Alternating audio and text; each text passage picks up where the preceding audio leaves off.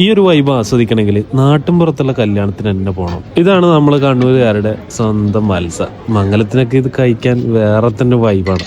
നമ്മൾ നാട്ടിലൊക്കെ കല്യാണത്തിന് പോയി കഴിഞ്ഞാൽ നേരെ പോകുന്നത് വെക്കുന്ന സ്ഥലത്ത്, അതായത് ഭക്ഷണം ഉണ്ടാക്കുന്ന ഏരിയയിലേക്കാണ്. അവിടെ പോയി ചുറ്റിപ്പറ്റി നിന്ന് അവർ വിളമ്പുന്നതും അവർ സെർവ് ചെയ്യുന്നതൊക്കെ ഒന്ന് നോക്കി നിന്ന് മെല്ലൊരു പ്ലേറ്റ് എടുത്തിട്ട് ചെറുതായി ഒരു ഐറ്റംസ് വാങ്ങിച്ചിട്ട് അവിടെ നിന്ന് തന്നെ ആ ചൂടും പുകയും തീയൊക്കെ കൊണ്ട് ഇരുന്ന് കഴിക്കുമ്പോഴുള്ള വൈബ് ഒരു ഓഡിറ്റോറിയത്തിലും ഒരു ബൊഫേ സിസ്റ്റത്തിനും കിട്ടൂല.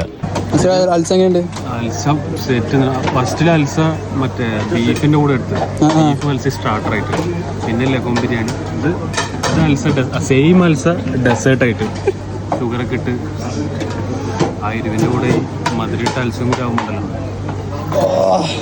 ഞാൻ മാത്രമല്ല, എന്നെ പോലെ വൈബ് പിടിച്ചവരാണ് ഇവരൊക്കെ. അടുത്ത സെക്ഷൻ നല്ല ലഗോൺ ബിരിയാണി. ലഗോണിന്റെ കാലിൽ പിടിച്ച് തുടങ്ങും. ഒരു ലക്ഷത്തിലോട്ട് കൊടുക്കും. ബീഫും അൽസയും ബെസ്റ്റ് കോമ്പോ.